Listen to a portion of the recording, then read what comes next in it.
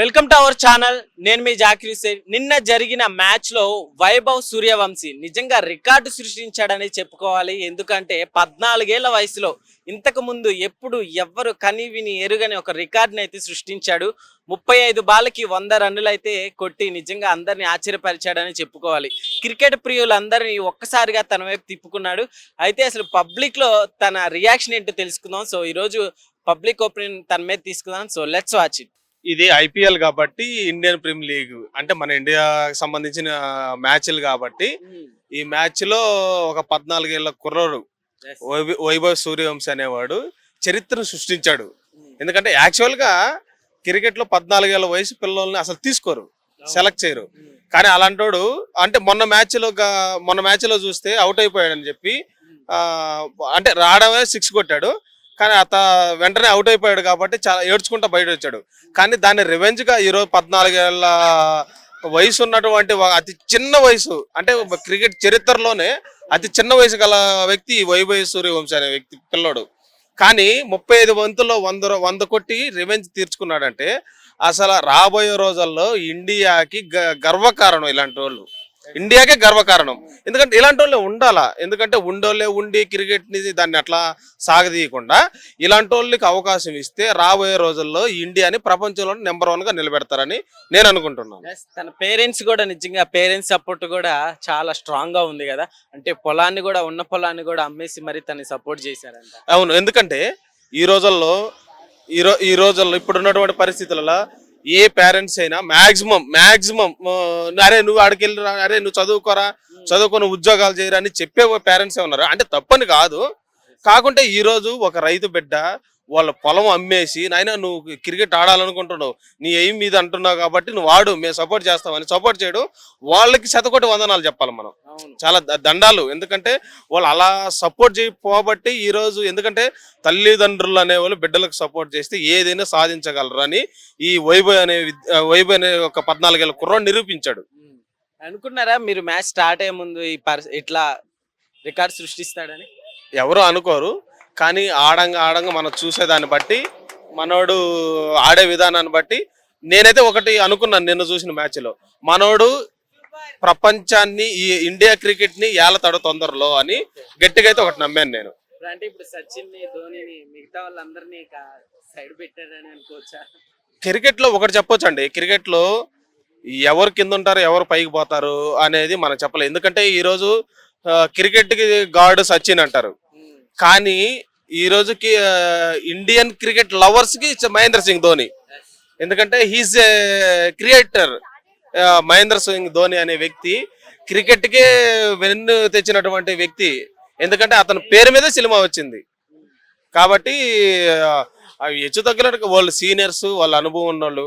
కానీ అలా దాడితే మంచిది. ఎందుకంటే ఒక గేమ్ లో పోటీతత్వం అనేది కంపల్సరీ ఉండాలి. అలా ఉండడము మంచిదే.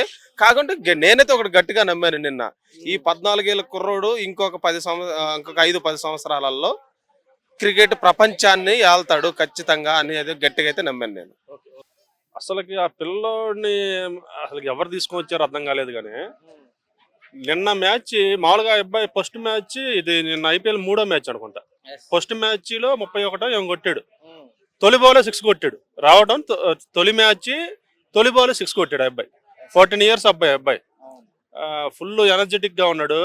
తర్వాత మ్యాచ్ కూడా మనం చూసా 2 6లు కొట్టాడు, మళ్ళీ అవుట్ అయ్యాడు. నిన్న చూశాను. నిన్న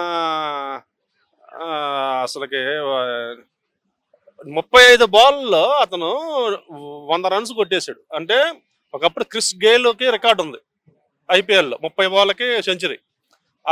ఆ రికార్డు తర్వాత మళ్ళీ ఆ రికార్డుని సెకండ్ రికార్డ్ ఇతను 35 బాల్కి సెంచరీ అనేది వచ్చి 2-3 మ్యాచ్ల్లోనే 14 సంవత్సరాల వయసులో ఆడిన 2-3 మ్యాచ్ల్లోనే 3వ మ్యాచ్ అంటే 3 మ్యాచ్లు ఆడాడు ఐపీఎల్. నిన్న 3వ మ్యాచ్ ఆడింది. 3వ మ్యాచ్లోనే సెంచరీ కొట్టాడు. అది 35 బాల్కి కొట్టాడు. 11 6లు కొట్టాడు, 7 4లు కొట్టాడు. దాదాపు 11 6లు అంటే 66, 7 4లు అంటే 28. ఆడే 94 runs వచ్చినాయి. అంటే అతను కొట్టిన సెంచరీలో మొత్తం 4లు 6లే కొట్టాడు. అసలుకి ఏందో ఆ అబ్బాయి చేతిలో బ్యాట్ ఇలా కొడితే బౌండరీకి పోతుంది, ఎటు కొట్టినా అంటే ఒక్కొరు ఒక సైడ్ కొడుతుంటారు. క్రికెట్ లో ఒక్కొక్కరు లెఫ్ట్ హ్యాండెడ్ అనో రైట్ హ్యాండెడ్ అనో ఏదో ఒక సైడ్ కొడుతుంటారు. ఈ అబ్బాయి అసలుకి 4 దిక్కుల్లో కొడుతున్నాడు. ఎటు వచ్చినా బాల్ 6 పడుతుంది, 4 కొడుతుంది. బౌలర్స్ కి అయితే నిన్న చెమట్లు బట్టిపోయినాయి. నిన్న అతను ఎవరో సీనియర్ బౌలర్, అతని ఓవర్లోనే 28-30 కొట్టాడు. మామూలుగా లేదు ఆ అబ్బాయి. నిన్నటి నుంచి ఆ అబ్బాయి సెంచరీ కొట్టిన కాంచి నేను అది వరకు మామూలుగా ధోని ఫ్యాన్ని, నిన్నటి నుంచి సూర్యవంశీ ఫ్యాన్ అయిపోయా. నా ప్రొఫైల్ పిక్ కూడా సూర్యవంశీది పెట్టేశా. నిన్నటి నుంచి సూర్యవంశీ అభిమాని అయిపోయాను. ఆ అబ్బాయికి ఇంకా మంచి ఫ్యూచర్ ఉంది. రాబోయే రోజుల్లో ఎరగదేస్తాడు మనోడు. వరల్డ్ కప్ లో కూడా ఈసారి సూర్యవంశీని తీసుకోవాలి. ఇంతకు ముందు చూసారు అన్న ఇలాంటి ప్లేయర్ ని నిజంగా ఇంత తక్కువ ఏజ్ అట్లానే తక్కువ బాల్స్ 35 balls లో కూడా 100 runs ఇంతకు ముందు చూసారా? నేనైతే ఇంతవరకు చూడలేదండి ఇలాంటి ప్లేయర్ని. యాక్చువల్గా ఈ మధ్య ఐపీఎల్ హైదరాబాద్ టీంలో మా ఊరు అబ్బాయి నితీష్ కుమార్ రెడ్డి అనే అబ్బాయి ఒక అబ్బాయి వచ్చాడు కొత్తగా. నితీష్ కుమార్ రెడ్డి అని ఆ అబ్బాయిది ఒంగోలు పక్కన చెరుకుంపాలెం, వాళ్ళ అమ్మమ్మ గారిది. వాళ్ళ నాన్నగారిది వచ్చి వైజాగ్. మా ఊరు అబ్బాయి ఆ అబ్బాయి కూడా చిన్నప్పుడు మా ఊళ్ళో ఆడాడు. తర్వాత వైజాగ్ వెళ్ళాడు, ప్లే చేసుకుంటూ వచ్చాడు. క్రికెట్లో రాగానే ఆ అబ్బాయి కూడా స్టార్టింగ్ ఆడాడు. కానీ ఆ అబ్బాయి ఎప్పుడు సెంచరీ కొట్ల. ఈ అబ్బాయి రాజస్థాన్ నుంచి వచ్చి కానీ 14 సంవత్సరాల వయసులోనే నేను ఇంతవరకు ఇలాంటి కుర్రాన్ని చూడాల. అందుకే నేను మామూలుగా యాక్చువల్గా నితీష్ కుమార్ రెడ్డి మా ఊరు అబ్బాయి, నేను ఆ అబ్బాయికి అభిమాని కావచ్చు. కానీ ఏ స్టేట్ అయితే ఈ అబ్బాయి ఆట చూస్తే నిన్న ఎవరైనా ఫ్యాన్ అవ్వాల్సిందే ఈ అబ్బాయికి. సూర్యవంశీ వాళ్ళ పేరెంట్స్ కూడా నిజంగా తనని అట్లా సపోర్ట్ చేయటం, తన బ్యాక్గ్రౌండ్ అంతా చూసుకుంటే ఫార్మింగ్ అంట. చిన్నప్పటి నుంచి తన క్రికెట్ మీద ఉన్న ప్యాషన్ తోటి తను ఇట్లా ముందుకి ప్రోత్సహించడం అనేది కూడా చాలా గ్రేట్ అని చెప్పి. ముందు వాళ్ళ పేరెంట్స్ కి హ్యాట్సాప్ అండి. వాళ్ళు సాధారణ రైతు కుటుంబం అంట, నేను విన్నాను. అబ్బాయి చిన్నప్పుడు కూడా ఏదో 6 సంవత్సరాల వయసులో కూడా క్రికెట్ చూడటానికి వాళ్ళ పేరెంట్స్ ఏదో గ్రౌండ్ కు తీసుకొని వచ్చిన ఫోటోలు కూడా రిలీజ్ చేశారు. అంటే అబ్బాయి చిన్నప్పటి నుంచే ఆ అబ్బాయికి క్రికెట్ మీద అబ్బాయి అంటే 5-6 సంవత్సరాల వయసులో నుంచే క్రికెట్ మీద ప్రేమ అనేది పెంచుకున్నాడు. చిన్నగా అబ్బాయి ప్రాక్టీస్ చేసుకుంటా చిన్న వయసులో నుంచే ఆ అబ్బాయి ఈరోజు 14 సంవత్సరాల వయసుకి ఆ అబ్బాయి అవకాశం రావటం, వచ్చిన అవకాశాన్ని ముందు రాహుల్ ద్రావిడ్కి హ్యాట్స్ ఆఫ్. ఎందుకంటే రాహుల్ ద్రావిడ్ గారే ఈ అబ్బాయిని ఓకే చేశారంట కోటి రూపాయలకేమో. నిజంగా మరి 14 ఏజ్ లో కూడా 14 ఏజ్ కి అసలు యాక్సెప్ట్ చేయరు కదా. అసలు మామూలుగా ఈ అబ్బాయిని కొన్ని టీములు అంటే మొన్న ఐపీఎల్ కి జరుగుతుంటాయి కదా బేరాలు, టీం అంటే ప్లేయర్స్ కొనుక్కోవటం. ఈ అబ్బాయిని ఎవరు తీసుకోపోతే రాహుల్ ద్రావిడ్ చెప్పారంట రాజస్థాన్ రాయల్స్ కి, ఈ అబ్బాయిని తీసుకోండి గ్యారంటీగా మీకు పనికి వస్తాడని చెప్పాడు. రాహుల్ ద్రావిడ్ గారు చెప్పిన మాట ప్రకారం రాజస్థాన్ రాయల్స్ వాళ్ళు ఈ అబ్బాయిని తీసుకోవటం వల్ల వాళ్ళకి 100 రెట్లు యూజ్ అయింది. నిన్న మ్యాచ్ 15 ఓవర్లకే కొట్టేశారుగా. 210 స్కోరు 15 ఓవర్లకే కొట్టారంటే ఈ అబ్బాయి వల్లేగా.